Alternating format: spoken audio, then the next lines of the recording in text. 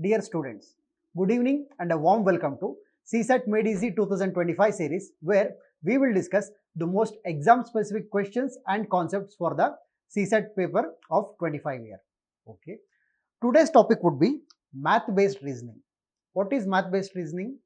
You will understand what it is with the first example. So we'll directly go to the first question. This one is a basic question. As always, we will begin with basic question and gradually grow up to exam level questions. Okay. Look at the first question. In some code, letters X, Y and Z represent 5, 10 and 20. It is not known which letter represents which number. If X is equal to 2Z and Y is equal to Z by 2, what is the value of X? Okay. What they have given us is, they have given us 3 letters X, Y and Z and 3 numbers 5, 10 and 20. They are telling us that each of the letters represents another each of the number. However, we do not know which letter exactly represents which number. That is what we need to find out. To help us in this thing, they have given us 2 conditions. That is, X, the number which is represented by X, it would be twice of the number represented by Z. And the number represented Y, the number represented by Y, it would be half of the number represented by Z. Using these 2 conditions, we need to find out the exact values of X, Y and Z. How do we do that? To do this, first we will write the letters X, Y, Z. Okay. Now take down the conditions. The first one is X is equal to 2Z and the second one is Y is equal to Z by 2. Okay. Now look at the first condition. X is equal to 2Z. It means that X is twice of Z. Which numbers can be, if X is twice than Z, it should be an even number. How many even numbers do you have among 5, 10 and 20? Only 2, right? One is 10 and the other is 20. X can be either of them. We do not know. So what we will do is, we will divide our solving into case 1 and case 2 and see which values will be consistent with the conditions. What do I mean by that? Let's you will understand when I do that. Let's assume X value to be 10. This will be my case 1. However, I will also assume X to be 20. This will be my case 2 and I will write both of them side by side. Okay. Now I assumed X value to be something. Then what will be Z's value? Z's value would be half of that of X, right? Because X is equal to 2Z. So if X is 10, Z will be 5. And in case 2, if X is 20, Z will be 10. Okay. Now what about Y? In both the cases, only one number remains. In the first case, we have assigned 10 for X and 5 for Z. So Y would be 20. That is the only remaining value. In the second case, we have used 20 and 10. So Y will be 5. Okay. Now we shall see if condition 2 satisfies. What is condition 2? Y is equal to Z by 2. Okay. In case 1, Y is equal to Z by 2. It doesn't hold good. Why? Because Y is 4 times of Z here. Y is 4 times of Z here. So case 1, it does not hold good. Okay. What about case 2? 5 is equal to 10 by 2. Yes, Y is half of Z. This one holds good. So case 1 was wrong and case 2, it became consistent with the given conditions. So this is the correct case. But what is our question? What is the value of X? So X's value is 20. So our answer is 20. This is how we solve the problems of this math based reasoning topic. This was a very basic question. Now we will gradually grow the difficulty level. Okay. Look at the second question. In some codes, letters A, B and C represent 10, 12 and 14. It is not known which letter represents which number. If A minus C is equal to C minus B, what is the value of A? How do we solve this? Just like the previous problem, we will write the letters first, A, B and C. Okay. Then we will write the given conditions. Only one condition is given here. A minus C is equal to C minus B. Okay. Our brain, it does addition easily, simplerly and quickly compared to subtraction, right? So we shall convert this equation into addition in the terms of addition. How do we do that? A plus B is equal to C plus C. I can do this, right? Yes. So what would it be? It would be A plus B is equal to 2C.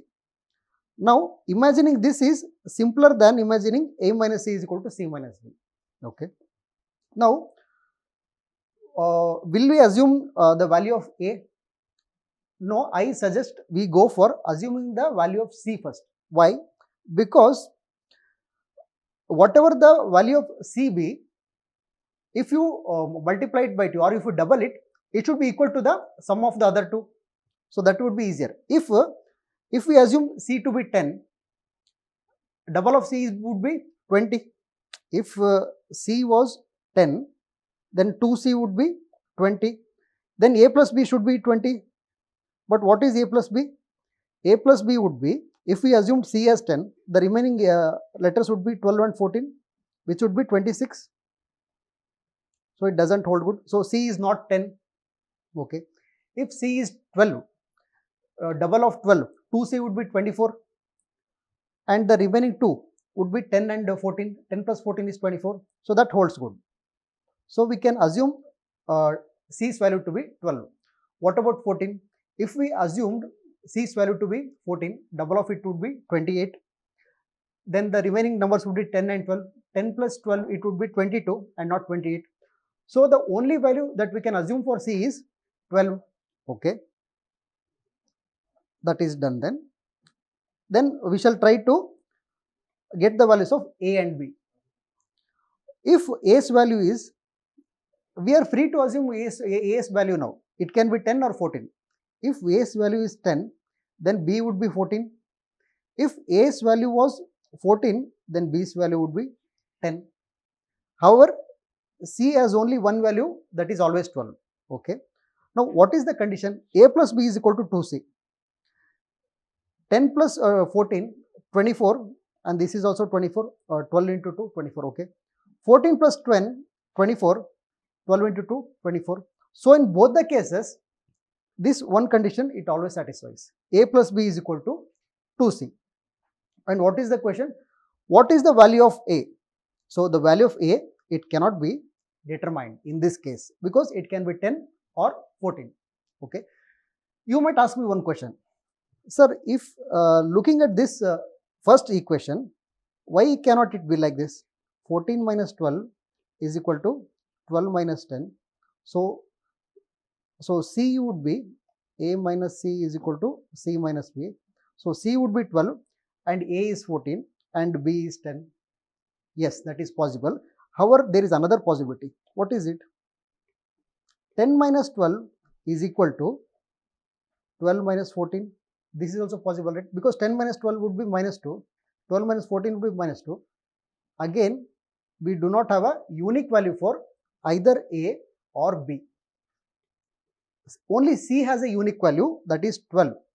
A and B, they do not have any unique value. They can be either of them can be 10 or 14. So, what is the value of A? It cannot be determined due to insufficient data. Okay. This type of questions you can expect in your examination actually. By solving 2 or 3 problems, you will have a better idea of it. Now we shall look at the next question. In some codes, A, B, C, D and E represent 12, 15, 17, 18 and 20. It is not known which letter represents which number. If B minus A is equal to 3 and D minus C is equal to 2 into E minus C, what is the value of B minus E plus A? Okay, how do we solve this? As usual, we will assume, first we will write the letters A, B, C, D and E.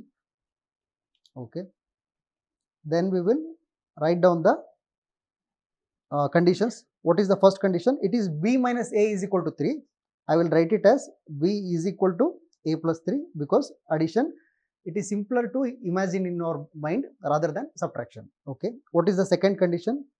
It is D minus C is equal to 2 into E minus C. I will write it as 2E minus 2C. I will, what shall we do? We shall transfer this to here so that we get a plus sign. D plus 2c minus c, that would be plus c, d plus c is equal to 2e. So now we have one condition and we have another condition. Okay. Now let's try the first condition. B is equal to a plus 3. B is equal to a plus 3. We shall try to assume some value for a. If a is 12, b can be 15. Okay. If a is 12, b can be 15. If a is 15, then b can be 18. So we have case 2. If a is 15, b is 18. If a is 17, b can be 20. Okay. We have case 3. If a is 17, b is 20. If a is 18, b should be 21, but we do not have a 21. And if a is 20, b should be 23. We do not have a 23. So we have 3 cases. Case 1, case 2, case 3, and we will check all of them. Okay. Now we are done with first condition. Look at the second condition. D plus c is equal to 2e. Okay. In the first case, we have used up 12 and 15, and we have 17, 18 and 20. Now, if one of them is e, twice of it should be the sum of the other 2 numbers. Yes, because if one of them is e, twice of that number, it should be the sum of the remaining 2 numbers, because we have already filled up a and b. C plus d should be equal to 2e. Okay. Let's try 17. If e is 17, then 2e would be 34. Okay. Then what are the values remaining for c and d? C and d would be 18 plus 20, which would be 38. So this and this are not same. So e is not 17. Okay. We shall try another value for e.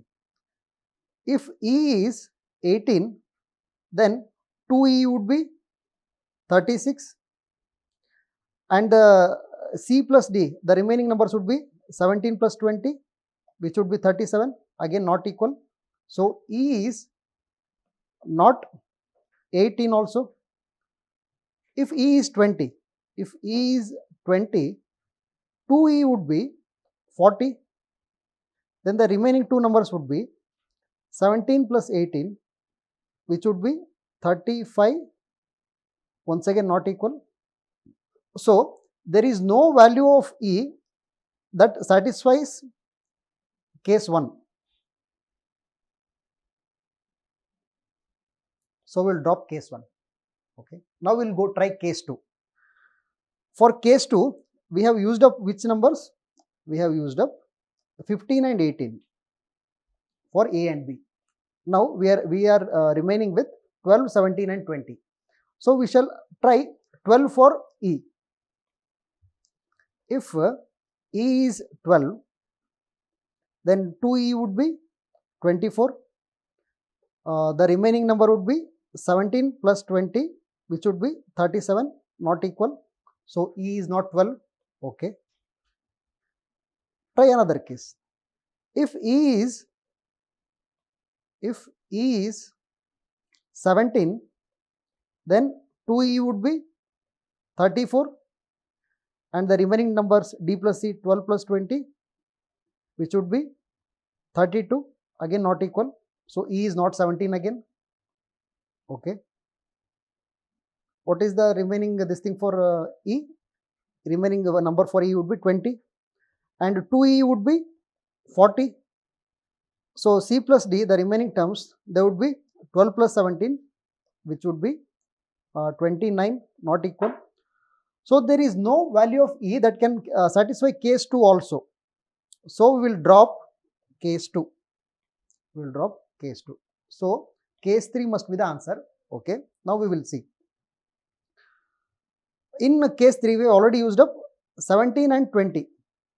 17 and 20. The remaining numbers are 12, 15 and 18. Let's try e is equal to 12. If e is equal to 12, 2e would be 24. C plus d would be the remaining terms 15 and 18. This would be 33, not equal. Okay. We'll try another value for E. We'll try the next value, which would be what? E to be 15. If E is 15, 2E would be 30. The remaining terms would be C plus D, 12 plus 18, which is 30. So now it matches. So E is 15, and C and D, they can be 12, 18 or 18 or 12. They can be both of them. C can be 12, then D would be 18. If C is 18, then D would be 12. Okay.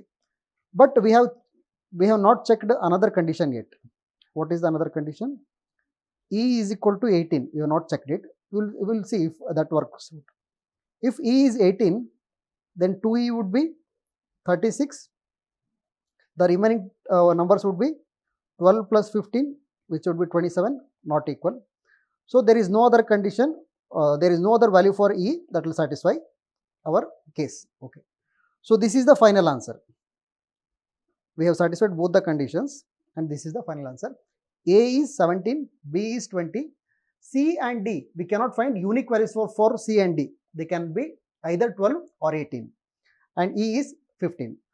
So will our answer be cannot be determined? No. Why? Because look at the question. They have asked us B minus E plus A. We have unique values for B, E and A, so it is possible to find it out. What is it? B minus E plus A, that would be 20 minus 15 plus 17, which would be how much? 37 minus 15, which would be 22. So the answer is 22. Okay. This was a very difficult question. Still, you can expect such questions in your next examinations actually. Okay. We will go to the next question. Look at the question. In some code, letters P, Q, R, S and T represent 11, 13, 18, 19 and 21. It is not known which letter represents which number. If P minus Q is equal to R minus T, then the value of P minus R can be known, the value of S can be known. Which of the above two statements is or are right? Okay. How do we solve this? The same method. First we will write the letters right.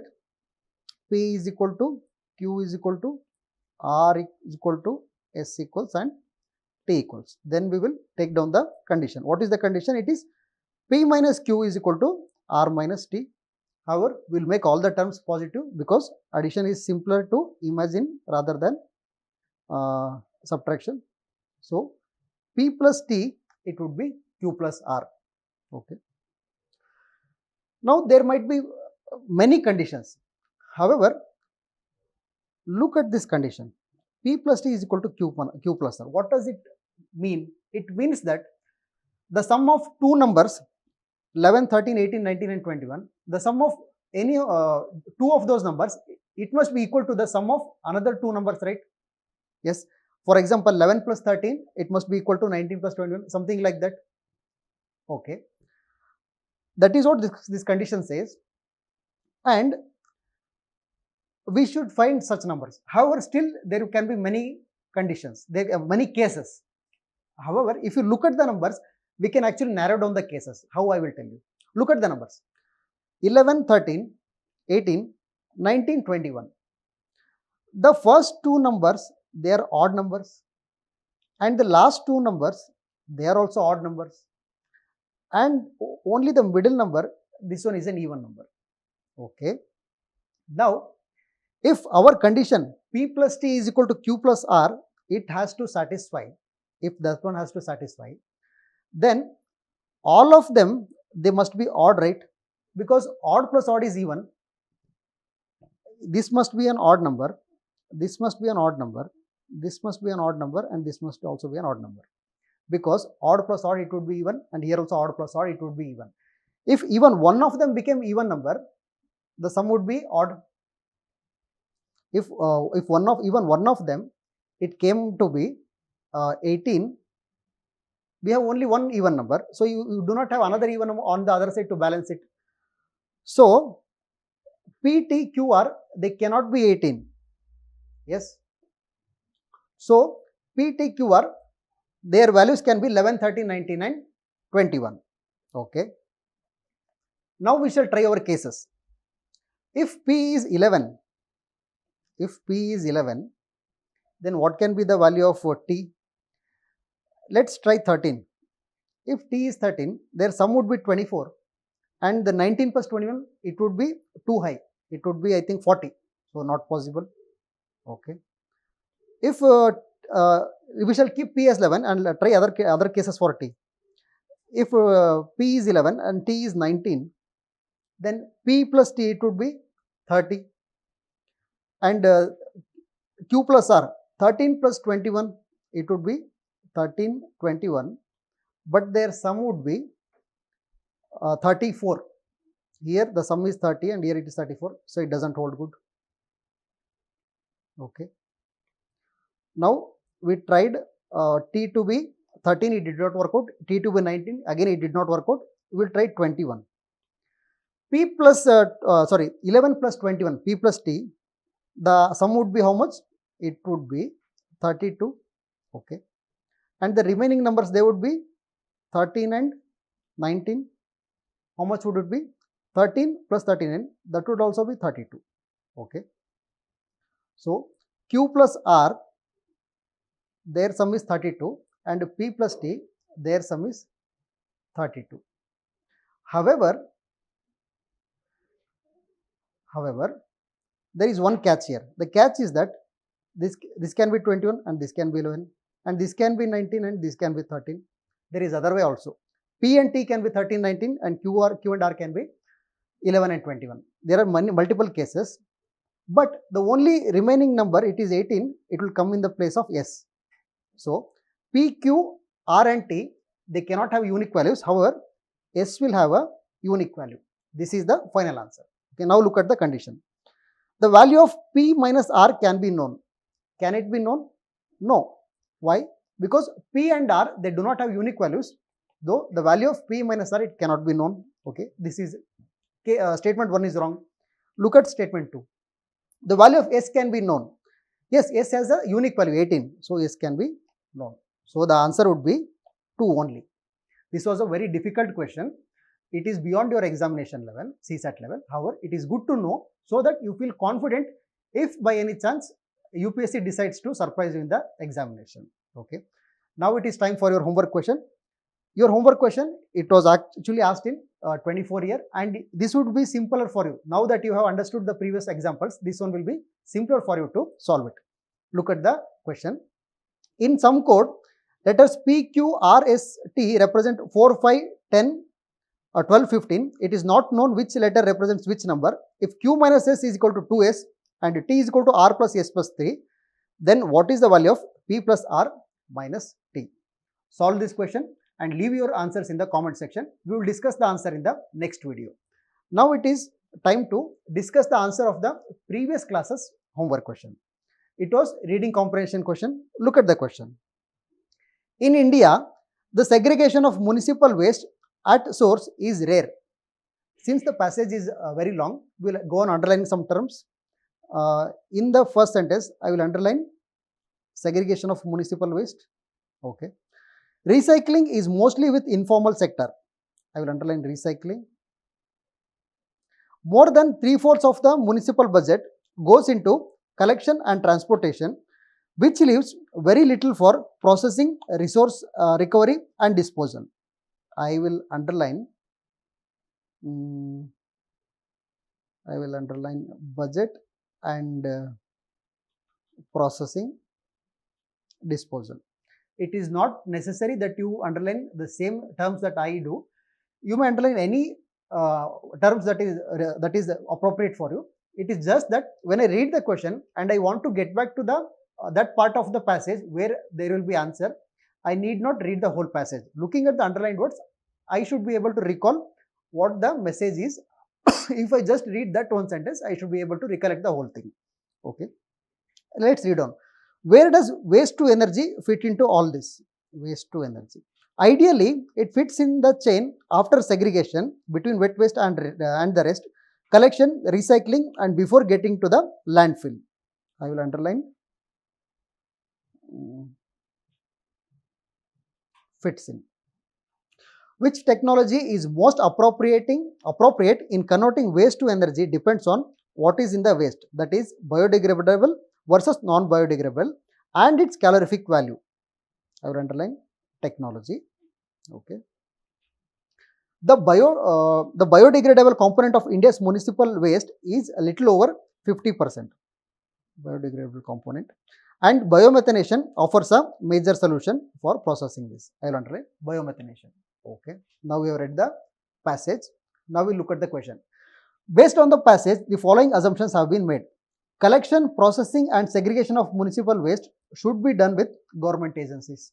Now look back at the passage. Segregation, recycling, budget, processing, disposal, waste, fit in, technology, biodegradable, biomethanation. There is no mention of any government agency or government players.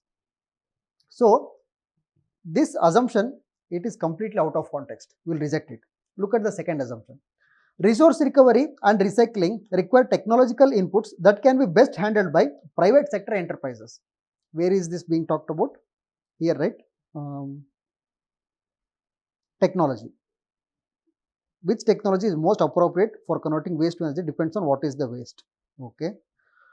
And here it is being talked about. What is resource recovery? Resource recovery. Okay. However, they are talking about resource recovery and recycling and technology. But look at this assumption. Private sector enterprises. In the passage, there is no mention of private sector enterprises. They are talking about technology and resource recovery. Yes. However, they are not mentioning if government agency should do it or a private sector enterprise should do it. So we will reject this one also, assumption 2 also. So what will our answer be? It would be neither 1 nor 2. Okay. Now we are done with the class. If you like our class, do watch them regularly. And if you want us to continue till your prelims paper, do share the video with maximum number of friends, your WhatsApp groups and Telegram groups. Thank you and happy studying.